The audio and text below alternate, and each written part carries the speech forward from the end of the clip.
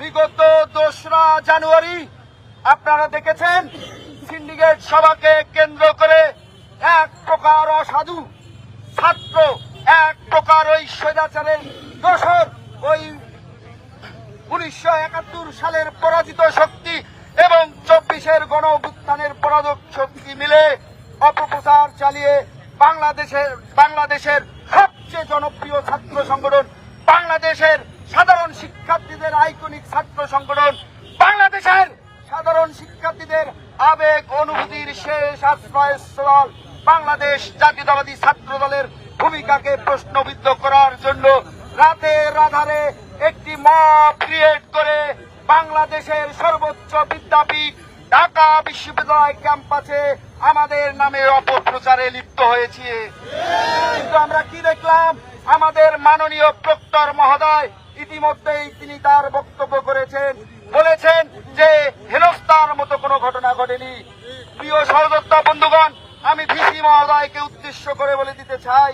আমি প্রক্টর মহোদয়কে উদ্দেশ্য করে বলে দিতে চাই, প্রিয় শিক্ষক মহোদয়গণ, আপনাদের উদ্দেশ্য যদি ভালো থাকে, আপনারা যদি বাংলাদেশের সর্বোচ্চ শিক্ষা প্রতিষ্ঠানটি স্বাধীন চেতাভাবে মুক্ত বুদ্ধির চর্চা হোক, বাংলাদেশের সর্বোচ্চ শিক্ষা প্রতিষ্ঠানটিতে সাধারণ শিক্ষার্থীরা গণতান্ত্রিক উপায়ে তাদের যৌক্তিক মতামত প্রস্তুত করুক, জ্ঞাপন করুক, তা যদি চান, তা যদি আপনাদের লক্ষ্য উদ্দেশ্য হয়, বাংলাদেশ জাতীয়তাবাদী ছাত্র দল আপনাদের সর্বোচ্চ সহযোগিতা করবে। প্রিয় সহযোদ্ধা বন্ধুগণ, হলগুলোতে আপনারা যেভাবে সহিষ্ণুতার পরিচয় দিয়ে সাধারণ শিক্ষার্থীদের মনিকটায় অবস্থান করছেন, তা অবশ্যই অক্ষরে অক্ষরে পালন করবেন এবং এটা যুগ যুগ ধরে ধরে রাখবেন। আপনাদের যে দিক নির্দেশনা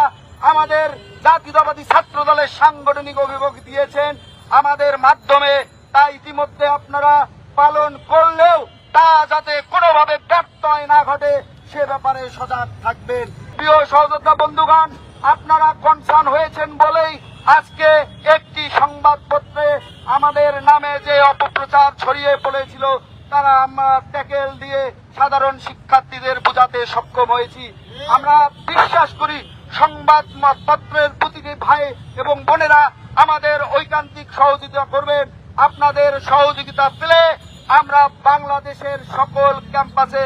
বাংলাদেশের সবচেয়ে জনপ্রিয় ছাত্র সংগঠন, বাংলাদেশের সাধারণ শিক্ষার্থীদের হৃদয়ের স্পন্দন বাংলাদেশ জাতীয়তাবাদী ছাত্র দলের কার্যক্রম এমন ভাবে পরিচালনা করব যেখানে সাধারণ শিক্ষার্থীরা রাস্তাঘাটে, পথে, প্রান্তরে, ক্লাসে, শ্রেণীকক্ষে সবখানে দেখে আমাদের বাহবা দিতে বাধ্য হবেন।